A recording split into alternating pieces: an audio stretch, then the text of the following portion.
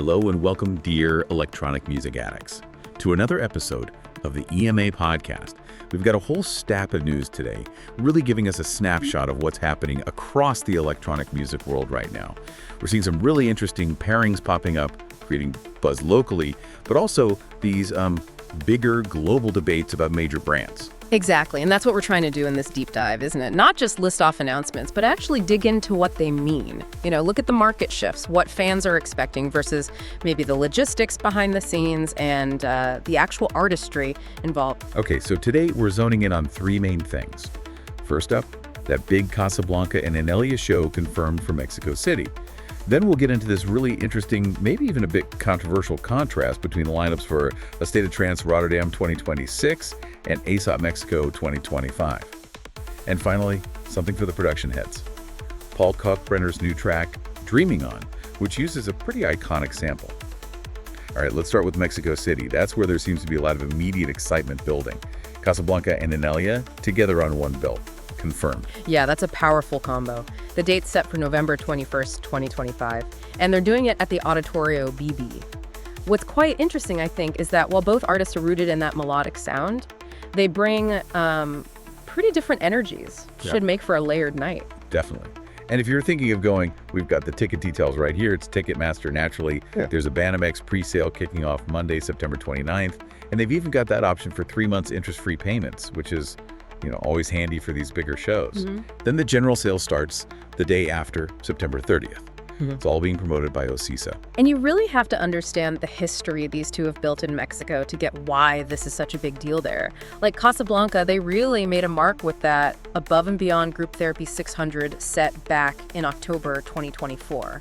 That's where they properly showcased the higher resolution Side A album. Yeah, I remember that. And it wasn't just a one-time thing, was it? They came back for EDC Mexico this year, 2025. Yeah. And apparently dropped some new unreleased stuff too. Their whole vibe, that sort of big cinematic melodic thing. Mm-hmm. It just seems to fit those huge Mexican crowds and sound systems perfectly. Totally. Then you've got Innellea, who brings something different, maybe a bit more intimate or nuanced, but equally loved. They had The Belonging show at Lulu Studio in September 24. People really rated that one for its deeper, more emotional, kind of hypnotic, melodic techno feel. So you're putting Kasablanca's soaring, almost progressive or trancey sound design right alongside Innellea's moodier, driving, really hypnotic stuff. Right. It creates this dynamic tension on the same night. It does, but it also makes you wonder, doesn't it? Auditorio BB is a great venue, sure, but considering Kasablanca played EDC recently, Huge scale. and Innellea sold out Lulu, which is smaller, does this venue size maybe suggest OCISA is aiming for a really specific, dedicated crowd, like maybe a bit more of a premium vibe rather than just filling the biggest space possible? That's a really sharp point. Yeah. It could be about creating a more curated experience, focusing on that synergy between the artists instead of just raw numbers, which, can actually build more loyalty in the long run if they absolutely nail that mix of styles. It's a high bar. Okay, talking about setting bars, let's switch gears to A State of Trance, because this is where things get really, really interesting on a global scale. We're seeing this massive, very public contrast being drawn between the ASOT Rotterdam 2026 lineup they just announced. It's one, yeah. Phase 1, right? And what we know about ASOT Mexico 2025. Well, the Rotterdam announcement is huge, and you can see why. It's celebrating 25 years of Armin's radio show. That's a massive milestone. It's happening February 27th and 28th, 2026 at the Ahoy Rotterdam. And yeah, that Phase 1 lineup definitely reflects the occasion. It's stacked. Seriously comprehensive. You've got legends like Ellie and Fila, Cosmic Gate, John O'Callaghan, Rank 1, all the big hitters. Plus Armin himself doing a special 5-hour set, and that massive B2B with Oliver Heldens and Maddox. Wow. Yeah, it's not just the established names.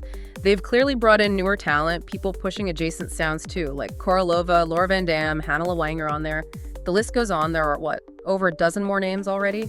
It signals Rotterdam as the main event, the big 25th anniversary pilgrimage, multi-stage, the whole deal. Okay, and here's the rub. ASOT Mexico 2025. The details confirmed so far. Just 7 artists. 10 names, yeah. For a single stage at the Velodromo Olimpico. And that difference, dozens of names over multiple stages versus just 7 on one. That's what's causing the friction online. Oh, the fan reaction was immediate. And pretty vocal. They're not just vaguely complaining. The language is specific. People are calling the Mexico lineup short, too reduced. Someone even said it feels like a warm-up compared to the Netherlands show. Ouch. Yeah.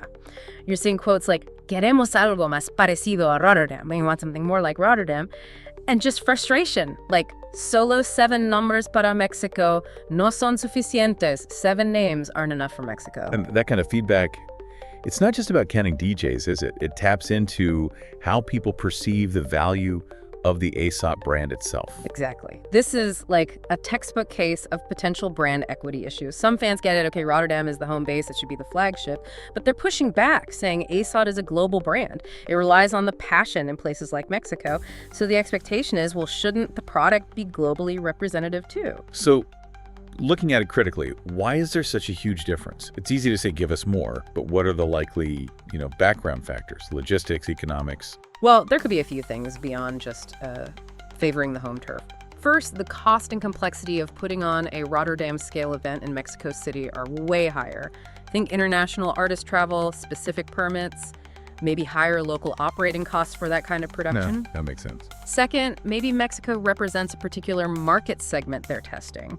Or perhaps there are limitations with the venue, like capacity or sound restrictions that just don't allow for that sprawling multi-stage setup. Right, so it might be a strategic choice, a less risky single-day event versus the huge undertaking of a 2-day multi-stage festival abroad. Could be. But if that local passion is as strong as the online reaction suggests, that strategy risks really annoying a loyal fan base. They feel like their dedication isn't being matched by the brand's investment in their region. Yeah. And that's the takeaway, really. The fans are signaling pretty clearly, we feel we deserve something that reflects our passion. For a brand like ASOT, ignoring that could cause long-term damage globally, even if the logistics are tough. Definitely something to watch. Okay, let's completely switch gears now. From festival macroeconomics down to the micro level of artistic creation.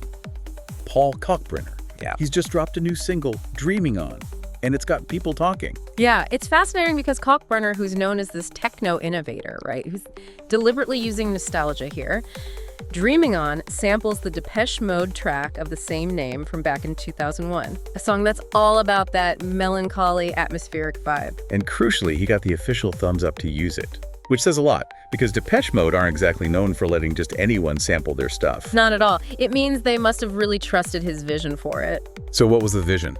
Well, from what we understand, his goal wasn't just to loop a famous vocal over a beat. He specifically wanted to keep that melancholic, kind of retro-futuristic feel of the original vocal, but translate that feeling into his own world. His signature sound, melodic, driving, techno territory. And how does it sound? Did he pull it off? I think so, yeah. The result is pretty captivating. You get this really deep, driving beat underneath, very clean, modern production textures pushing things forward. But then sliding over that, you have that almost wistful, sad Depeche Mode vocal sample. And it's that contrast, the sad voice against the powerful techno rhythm that creates this really hypnotic, atmospheric tension. It works. Interesting. It sounds like it taps into that trend of informed nostalgia we're seeing a bit of. Not just a cheap throwback, but something more thoughtful. Exactly. It feels like an emotional bridge. And the synths he uses give it this really expansive feel. It works in a club, definitely, but it's also got that depth for just listening on headphones, introspective. It really shows his skill in taking these quite different elements and weaving them into something cohesive and emotionally complex. And there's a music video too, right? Completing the picture. Yep, an official video. It goes for a very minimalist look, but still quite intense. Lots of stark landscapes, urban shots mixed with natural ones, and then these quite abstract cinematic bits. What's the vibe there? Is it telling a story? Not really a linear story. It seems more about evoking feeling. It uses light and shadow a lot, which obviously ties into themes like dreams, memory, time passing, stuff that's inherent in that vocal sample. The video works alongside the music, aiming to create sensations, feelings, rather than just illustrate lyrics. It reinforces that the track is about more than just dancing. It's got that reflective quality too. Okay, so quite a journey today. We've really seen the electronic music world operating on multiple levels all at once.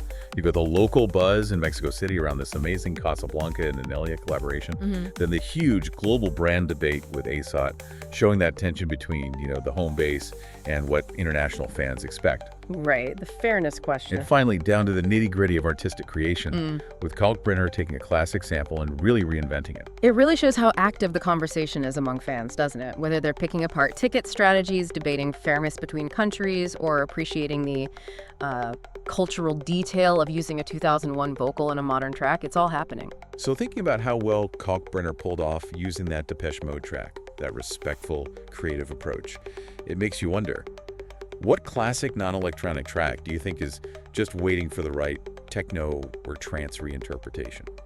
That's a good one to chew on. Something for you all to think about as well. Thank you so much for tuning in to this episode of the Electronic Music Addicts podcast. Don't forget to follow us for more information and analysis about the world of electronic music. See you soon. And remember, turn the world into a dance floor.